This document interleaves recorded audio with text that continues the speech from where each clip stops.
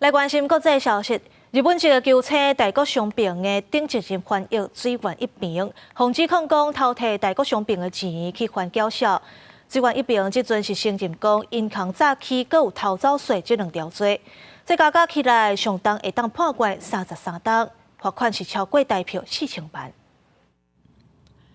根据美国联邦地方法院加州中区检察官办公室大国商品的前任翻译员39岁水源一平已经同意承认一项银行诈欺罪，相关会当判30年徒刑；甲一项提高不实税单罪，相关判3年徒刑，佮加5年假释条款，参125万美金，大约4052万台票的罚款。司法部表示，水源一平有计伫未来几礼拜内正式认罪，有定暂时传讯。各界推测，水源会伫即天正式认罪。相关消息由美国广播公司 ABC 首先公布。水源的律师弗里曼对此无做评论。洛杉矶道奇甲大股的发言人也拒绝对这件代志表示意见。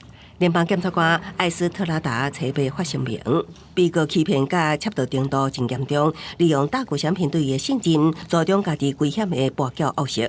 根据认罪协议，水源2018年先替袂晓讲英文的大股伫凤凰城开设一个银行口座，佮把变更甲这个口座有关的安全证书、电子邮件甲电话号码、银行验证电话。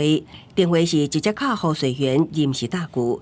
水源甚至加做大股卡互银行24摆。2023年9月，水源向大股表示需要6万美金看喙齿，大股开一张支票予伊。水源收起来，另外用大股的签小卡去付迄笔6万美金的看喙齿费用。另外，水源2022年提交不实纳税申报表，像少报税额410万美金，也表示伊还阁欠115万美金的税款。公司新闻黄文玲编译。